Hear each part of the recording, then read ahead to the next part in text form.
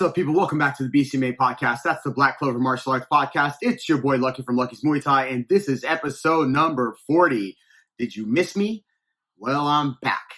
I took a little hiatus. It was Mental Health Awareness Month, and I decided it was a perfect time after doing 39 episodes of your favorite show to take a little break for some self-care, which we will talk about in this episode. It seems that more athletes are getting involved with taking some self-care, and they're having a little bit of pushback. And it's a little bit of a conversation, and I think we should all have. So we're going to do that. And I guess we should talk about Logan versus Floyd, Jake versus Woodley. Does this mean anything? I have no idea, but I'm going to give it my best. If you like the show, tap the like, hit the subscribe button, tell a friend, drop me a line at Lucky's Muay Thai, hit a comment below. If you want to stop by the gym and you're in the Miami area, hit us up at www.luckysmt.com and check us out. We have been doing some renovations. We've been doing some changes. We've been doing some beautifying. We've been adding some classes. We've been doing some magnificent things.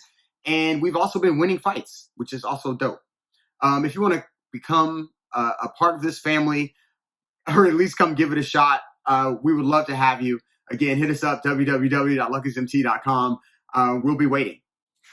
All right, so let's talk about self-care a little bit. I talked about this a million times, but every now and then I suffer from a little bit of anxiety, and I think that, a little bit is probably not an accurate measurement. So I took the latter part of May off. It was Mental Health Awareness Month, and I thought it was a great time just to take a little bit of a break.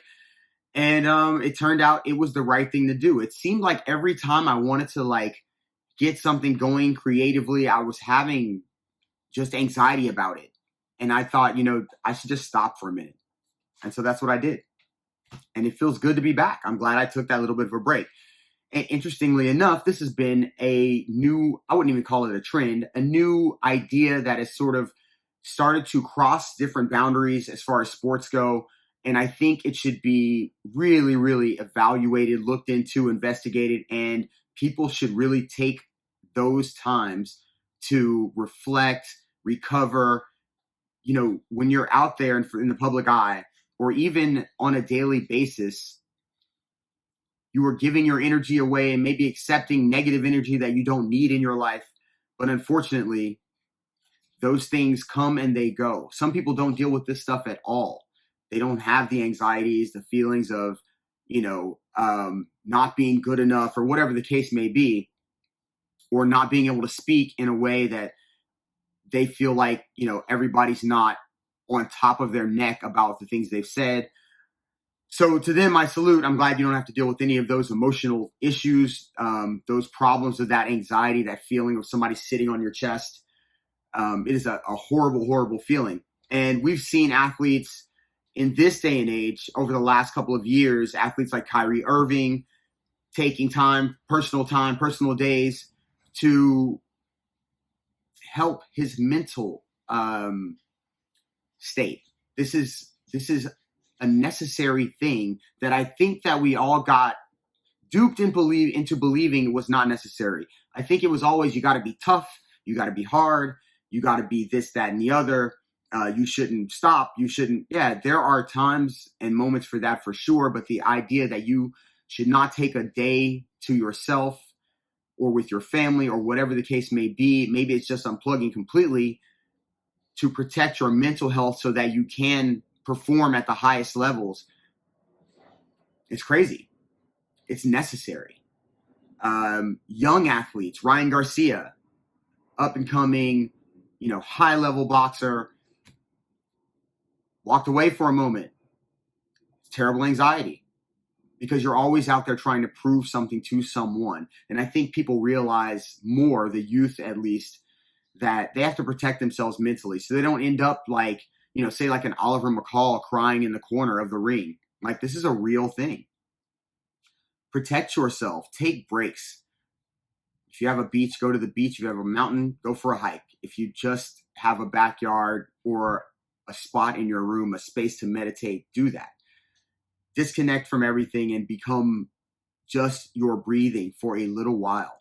You have to rejuvenate. You got to recover the energy that you're putting out every day, especially if you're in a stressful environment especially if people are constantly on you about things they need versus things that you might need and might require. The latest person to really blow this up has been Naomi Osaka, the number one women's tennis player in the world. And she's young. I'm not even sure, 20 maybe. She removed herself from Roland Garros because she needed a moment. She needed a little bit of a kinder understanding of what athletes go through. Like I said, everyone is not just, everyone's not good at being a natural speaker, getting up in front of people or expressing their emotions. And also even just being on the main stage in general is a tough prospect.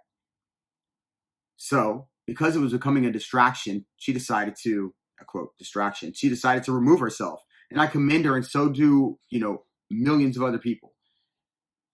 Hopefully it's a lesson. She also said that she wanted to come back and work with the organization to deal with media, to deal with the organization's understanding of what it takes to be an elite athlete and to have to deal with these emotions all the time.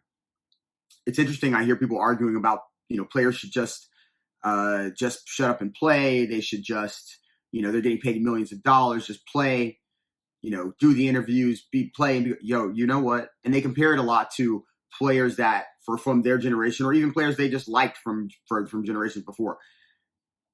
The idea that media is the same is insane. Because of the internet, there are millions of analysts now.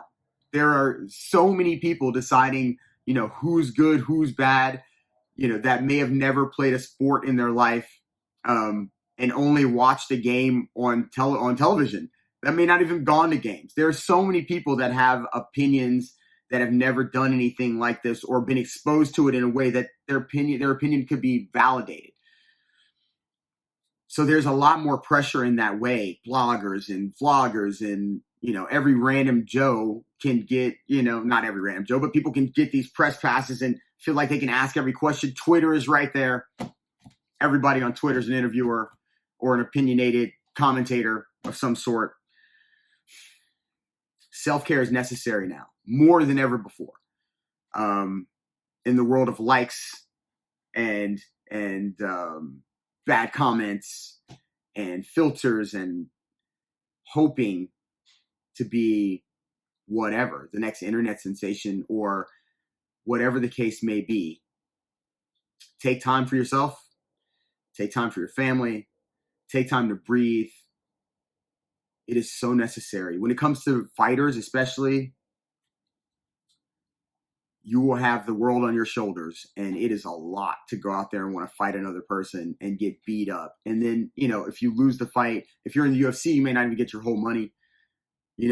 If you win the fight, everybody's your friend. If you lose the fight, everybody disappears.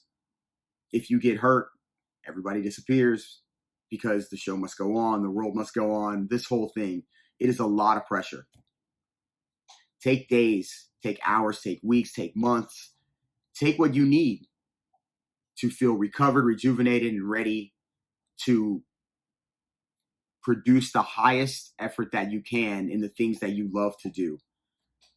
That is a word of advice from me to you. I personally have done so many different things over the years to try to work on, my anxiety issues, depression issues, and all those kinds of things that I almost immediately go into a mode where I know I need to just step away and refocus again. And sometimes that takes, a short amount of time, and sometimes it takes a little bit longer. But either way, I've kind of trained myself to do this. And, I think it's something that you can make into a habit where you don't have to get to a place where you just shut down. You can always start working on it daily.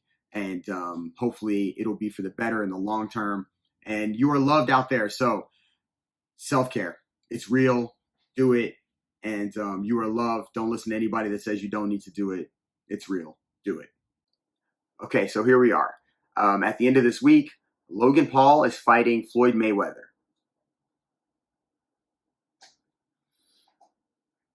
I don't know if anybody cares.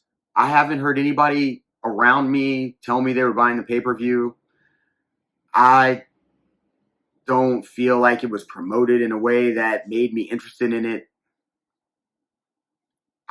maybe it's all the young YouTube people that are like, Logan Paul is one of their heroes, and in that way it's going to sell ridiculous amounts of pay-per-views. But me personally, I'm good on a replay. It's nothing for me. Like, I just don't, it doesn't, even entertainment wise, it didn't get sold to me. I'm not sold on it. I don't feel like, damn, I want to see what's happening. I don't have that. Do I think it's going to be quite a spectacle? Of course it's going to be. That's the idea. I don't know if they sold it to enough people. I don't know. I have to see what these numbers are going to be. That being said, it was just announced that Jake Paul is fighting Tyron Woodley, former UFC welterweight champion, one of the best all time. And I don't know what to think about this. I don't think Woodley's going to lose this fight. My question is Tyron Woodley going to outsell Floyd Mayweather in pay-per-views? I guess when it comes to Logan and Jake, is it Jake and Tyron Woodley? Are they going to outsell Logan and Floyd? Yeah, but it's crazy because that could happen. Only because I don't care about Logan and Floyd. At least with Woodley and Jake, people don't like Jake. Some people do. Woodley's got the same thing. Some people like him. Some people don't. But the thing about the don't for his people is they want to like him. And knocking out Jake would make them like him. They would remove all of the last 4 losses. They would just disappear. Because this man would have come in and put away the YouTuber that said he's been kicking all the MMA guys' asses, or he could, or he's going to do this and that, and whatever the case may be. As far as Logan and Floyd go, listen, Logan's gigantic. Can he hit? Probably crack. But I have a hard time believing he's going to really land solidly on Floyd. And I feel like Floyd can hit Logan in counters on ways that, it's always the punch you don't see. And there's a lot of not going to be able to see if Floyd so chooses. But Jake and Woodley, there's a little bit of like, Jake's knocked out a couple of people. He looks good in sparring on the bags. He looks good, knocking out the couple of people he knocked out, which is meh. But this is a UFC former welterweight champion, just let go out of his contract because he had some losses. But he fought like the best dudes in the world. He didn't fight chumps. He fought some of the best guys. The guys he lost to are the best in the world. He didn't lose to like unranked dudes. So, they have Woodley as the underdog right now. I'm not a betting man, but if I was, I'd probably get Woodley while he's the underdog here and try to make some dough. Because they're wearing 10-ounce gloves. They're not wearing sparring gloves. 4-ounce glove is for sure small, but a 10-ounce glove ain't big. So, anyway, that's my opinion on that. I don't know what's going to happen. I know that Jake and Woodley's a far more intriguing fight than Logan and Floyd, and I'm interested to see, how that plays out, how much money is going to be made. For entertainment purposes, that's the only one that makes me go, oh, okay, I'm going to check that out. But the rest, meh. Anyway, it's good to be back, and I hope you enjoyed the show. I will see you next week. I'm looking forward to dropping these as often as possible. As I said, if you want to check out the gym, hit us up, www.luckysmt.com. I love y'all. Peace. 40 episodes in the bank, baby. Who knew? I'm out.